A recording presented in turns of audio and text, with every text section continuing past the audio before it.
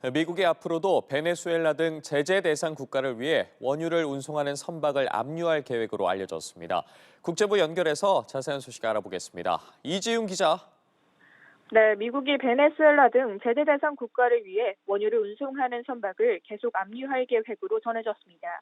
어제 트럼프 대통령은 베네수엘라 연안에서 유조선을 억류했다고 밝혔는데 해당 조치가 끝이 아닌 시작이 될 것으로 보이는데요. 군사적 압박에 이어 미국이 베네수엘라 정권의 최대 돈줄인 석유 수출 옥죄기에 나선 모습입니다.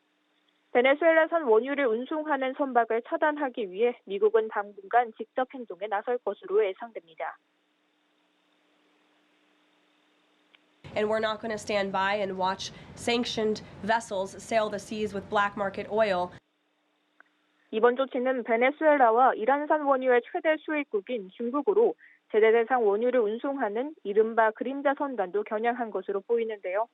이런 가운데 푸틴 러시아 대통령은 마두로 베네수엘라 대통령과 통화하며 지지를 표명했습니다. 네, 그리고 미국의 시사 주간지 타임이 인공지능, AI 관련 기술 기업인들을 올해의 인물로 선정했는데 관련 소식도 전해주시죠.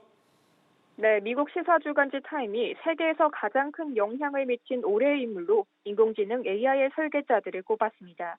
타임 표지에는 엔비디아의 젠슨 황, 오픈AI의 샘 올트먼, 테슬라의 일론 머스크 등 AI 관련 기업의 최고 경영자 8명이 등장했는데요. 타임은 올해는 AI의 완전한 잠재력이 강력하게 드러나면서 AI 이전으로 돌아가거나 빠져나올 수 없다는 게 분명해진 해였다고 밝혔습니다. 그러면서 AI는 핵무기 이후 강대국 경쟁에서 가장 중요한 도구로 등장했다고 덧붙였습니다. 이런 가운데 미국에선 챗GPT 개발사 오픈AI가 이용자의 망상을 부추겨 종속 살해 사건을 일으켰다는 이유로 소송 대상이 됐는데요. 이번 소송은 챗GPT가 개인의 극단적 선택뿐 아니라 살인까지 유도했다고 주장하는 첫 사례로 알려졌습니다. 네, 한편 유럽연합 EU가 러시아 국유 자산을 무기한 동결하는 방안을 추진 중이라고요. 네, 그렇습니다. EU는 러시아가 우크라이나에 전쟁 배상금을 지급할 때까지 자산을 무기한 동결하기 위한 방안을 추진 중입니다. 외신들은 EU가 관련 권한을 집행위원회에 부여하고 현재 시간 12일까지 이사회가 결정을 내리도록 서면 절차를 승인했다고 전했습니다. EU는 전쟁으로 EU 경제에 심각한 영향을 미쳐 이사회 경제 상황에 적합한 조치를 결정할 수 있다는 조약 122조를 적용할 수 있다는 논리를 폈는데요. 러시아가 유럽 경제 위협을 초래하지 않고 배상금을 지급할 때 자산 동결을 해제할 수 있습니다. 이런 가운데 젤렌스키 대통령은 국민투표나 선거로만 영토 문제를 결정할 수 있다고 밝혔습니다. 또 미국이 우크라이나군의 돈바스 지역 철수와 러시아군의 해당 지역 진입 금지를 절충안으로 제시했다고 전했는데요.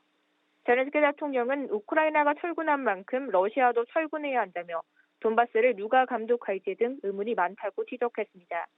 영토 문제 등을 둘러싸고 각국의 입장이 팽팽한 가운데 러시아는 돈바스 지역의 한 소도시를 장악했다고 밝혔습니다.